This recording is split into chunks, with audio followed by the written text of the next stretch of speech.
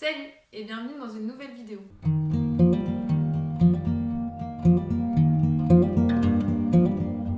Aujourd'hui on parle beaucoup du mode de vie zéro déchet, de réduire sa consommation face à une société qui nous encourage toujours plus à acheter, à consommer et dont on voit tous les jours que l'on jette une quantité de déchets astronomique.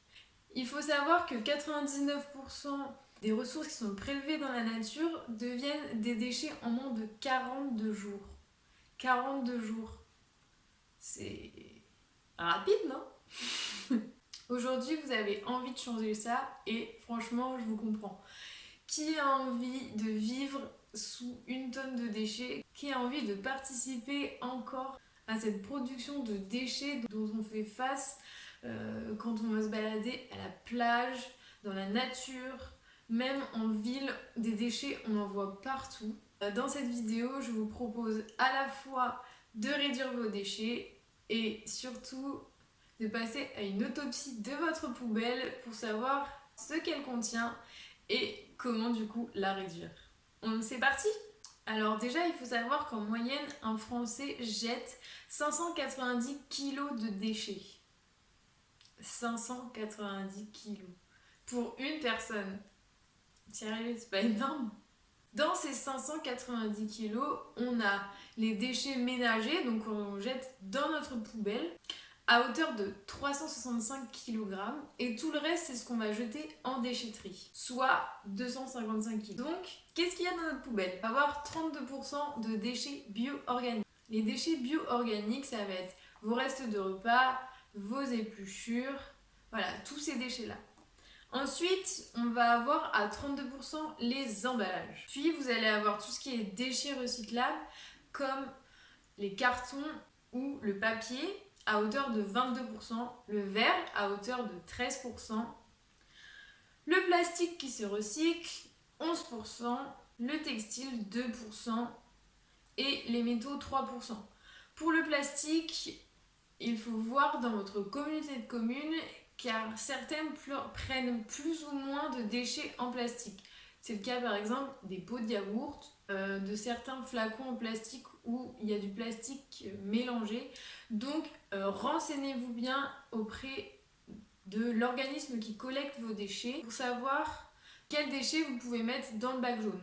En effet, il faut bien s'informer car si vous jetez des choses qui ne doivent pas figurer dans ce bac jaune, vous allez créer des erreurs de tri. Plus il y a d'erreurs de tri dans un bac et plus ce bac va être enlevé et ne va pas être recyclé. Donc en fait, tout votre bac, même vos déchets qui sont potentiellement recyclables, vont partir soit à la décharge, soit à l'incinérateur. Ensuite, on a les déchets non recyclables comme les barquettes en plastique, le blister. Tout ça, ce sont des déchets qu'on ne peut pas recycler à hauteur de 9%. Et ensuite, par exemple, les lingettes ou les couches à hauteur de 8%. Voilà ce qu'il y a dans votre poubelle. Si vous avez cliqué sur cette vidéo, c'est que vous avez envie de réduire vos déchets. Et si chez vous, à chaque fois qu'on demande qui veut sortir ou qui veut descendre la poubelle, ou plutôt qui doit le faire, puisque personne n'a envie, eh bien rassurez-vous, bientôt il n'y aura besoin de plus personne pour le faire, ou en tout cas beaucoup moins souvent. Les 5 R du zéro déchet. Le premier R, et le R le plus important, c'est refuser. Tout ce qu'on va pouvoir prendre, tout ce qu'on va pouvoir acheter va potentiellement devenir un jour un déchet. Et oui, car souvent on achète des objets et on en achète beaucoup trop. Puisqu'on est dans une ère de surconsommation, d'ultra-consommation et que ces objets coûtent généralement des prix relativement bas. Ce qui fait qu'on a tendance à les accumuler chez nous. Donc refuser, c'est déjà un énorme pas vers le zéro déchet. Ensuite, on va avoir la catégorie réduire. Réduire qui est notre deuxième R. On a tendance à surconsommer, c'est-à-dire qu'on va posséder des objets dont on n'a pas réellement l'utilité et qui dorment littéralement chez nous. Il faut savoir, à titre d'exemple, qu'on met seulement 20% de notre garde-robe. Donc ça en fait des habits qui dorment dans les placards.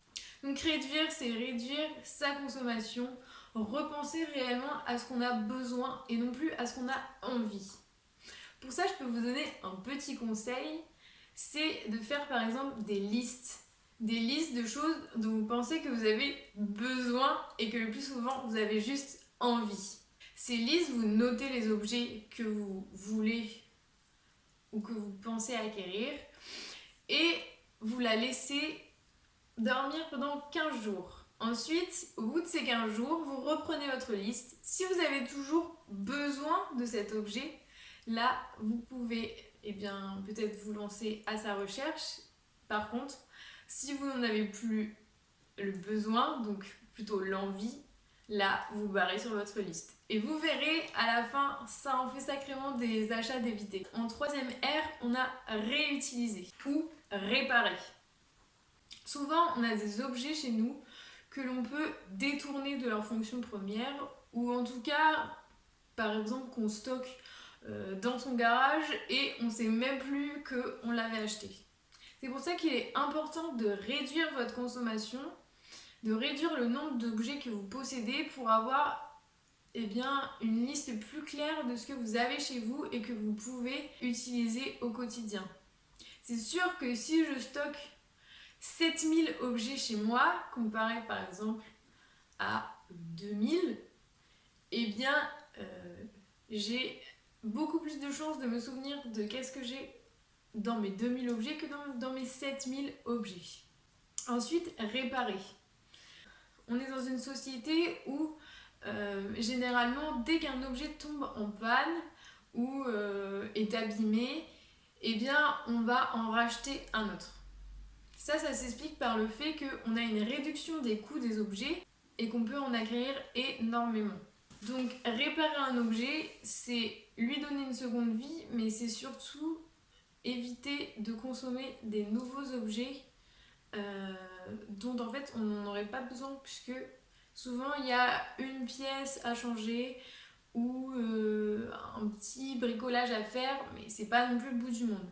Si vous n'êtes vraiment pas bricoleur et que vous avez peut-être deux mains gauches, non, si vous ne vous sentez pas l'âme d'un bricoleur, ne vous inquiétez pas, il existe des repair cafés où vous emmenez votre objet et vous pouvez aller le faire réparer, ou des sites par exemple comme Allo Voisin, où il y a des gens qui sont peut-être plus compétents que vous pour réparer ces objets, ou alors tout simplement des sites de bricolage. Là, c'est un petit peu pour ceux qui sont assez courageux et téméraires pour essayer de bricoler vous-même. Ensuite, le quatrième R, c'est recycler. Alors, vous l'avez vu, le recyclage, ça ne vient qu'en quatrième position. D'abord, on a refuser, réduire, réutiliser, réparer et recycler. Donc, oui, à votre ami là qui se dit écolo en recyclant, et la prochaine fois que vous allez le voir, vous pourrez lui fermer le bec. Donc, plus sérieusement, il faut savoir que le recyclage, ça consomme énormément d'énergie fossile, qu'il y a aussi beaucoup d'erreurs concernant le recyclage, que ça soit au sein des usines, chez les particuliers, et que le recyclage, c'est pas une solution magique dans le traitement des déchets, mais que c'est une option parmi toutes celles que j'ai données. Souvent, le recyclage, il est trop mis en avant comme une solution miracle dans l'écologie, parce qu'on a été habitué dans les campagnes publicitaires des marques à responsabiliser le consommateur en lui disant c'est pas grave, ça va être recyclé. On a un très bon exemple de ça et je vous invite à aller voir le cache investigation qui a été tourné sur Coca-Cola, où on voit très clairement la stratégie de Coca-Cola à produire toujours plus des bouteilles en plastique et en disant aux consommateurs c'est pas grave, t'inquiète pas mon coco, on va recycler tes bouteilles et ça sera une super matière première pour faire d'autres choses en plastique. Alors déjà, il faut savoir que les chiffres annoncés par Coca-Cola ne sont pas du tout la réalité. Et qu'en plus de cela, comme je le disais, le recyclage, ça coûte cher en énergie fossile, ça coûte cher parce qu'il y a des erreurs de tri et qu'il y a finalement beaucoup de plastique qui qui pourraient être recyclés aussi dans des décharges ou dans les incinérateurs. Donc non, le recyclage, ce n'est pas une méthode miracle. C'est juste là pour recycler le déchet qu'on n'a pas pu éviter. Mais voilà, maintenant, il y a plein d'autres marques Coca-Cola qui font des très bonnes boissons et qui sont dans des bouteilles en verre qui se recyclent beaucoup mieux que le plastique. Même si le verre, c'est pareil, c'est une durée de vie limitée. Mais voilà, si vous pouvez pas vous passer de votre superbe boisson au cola, et ben voilà, vous avez toujours la bouteille en verre, ou alors vous allez dans un bar et vous prenez une bouteille à Coca-Cola en verre. Voilà. Donc pour recycler, on avait le tri, et dans le recycler, on a aussi le compostage. Alors là, je sais qu'il y en a qui sont assez sceptiques par rapport au compost, et notamment ceux qui vivent en appartement. Sachez qu'il existe un grand nombre de composts, et notamment des composts collectifs, si vous voulez vraiment pas qu'il y ait un compost chez vous. Mais voilà, il y a des composts collectifs où vous pouvez déposer votre compost. Ensuite, si vous vivez en appartement, vous pouvez toujours adopter un lombricomposteur. Ne vous inquiétez pas, les vers de terre ne vont pas sortir du compost. Ils restent bien à l'intérieur et il n'y a pas d'odeur. Ensuite, si vous vivez en maison et que vous avez un jardin, vous pouvez tout à fait adopter un compost classique.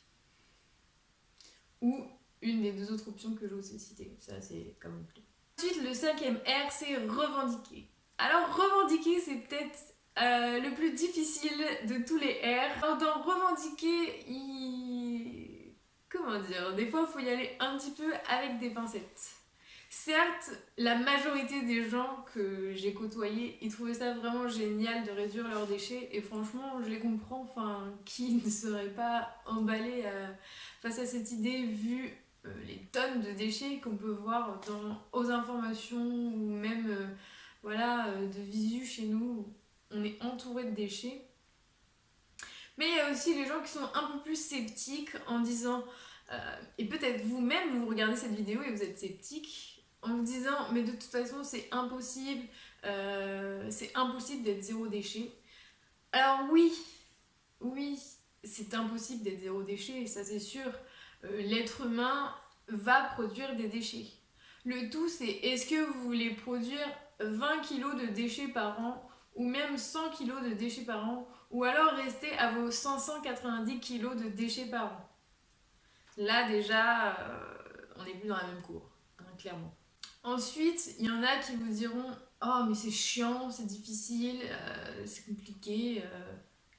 Alors au début, c'est comme pour tout en fait, c'est comme pour les habitudes. En fait, ça demande juste de repenser un petit peu ses habitudes pour justement les changer, et après ça sera automatique. En fait, quand vous allez revendiquer, surtout à des gens qui ne sont pas sensibilisés sur le sujet, vous allez juste mettre une petite graine dans leur esprit, et à force de remettre des graines, de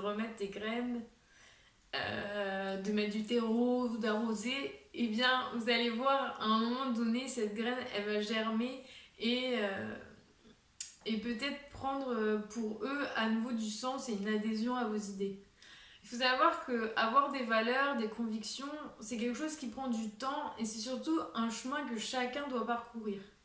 Vous pouvez encourager vos amis, vos proches, mais c'est sûr que vous ne pourrez jamais leur imposer. Pourquoi ? Parce qu'en imposant, en fait, ça va aller au contraire de ce que vous allez faire. Vous allez imposer à quelqu'un des idées dans lesquelles il n'est pas sensible. Ce qui fait que ça va le rendre encore plus imperméable à ce que vous allez dire ou faire. Donc le mieux, c'est d'agir, d'en parler, de faire des actions zéro déchet, pourquoi pas aller dans des magasins de vrac avec eux, faire des activités zéro déchet, et voilà, juste proposer sans imposer, mais quand même avec un petit peu de fermeté et de conviction. Mais voilà, je suis sûre que vous allez y arriver. Voilà, cette vidéo elle est maintenant terminée. Merci beaucoup de m'avoir écouté. N'hésitez pas à faire un tour sur mon blog où j'ai publié une série d'articles sur le zéro déchet, et notamment le zéro déchet dans la maison, dans la cuisine, dans la salle de bain dans le dressing, pour l'entretien de la maison, pour vous aider à vous lancer. Merci, n'hésitez pas à vous abonner, à mettre des commentaires pour faire un retour sur cette vidéo. J'espère que ça vous a aidé et salut!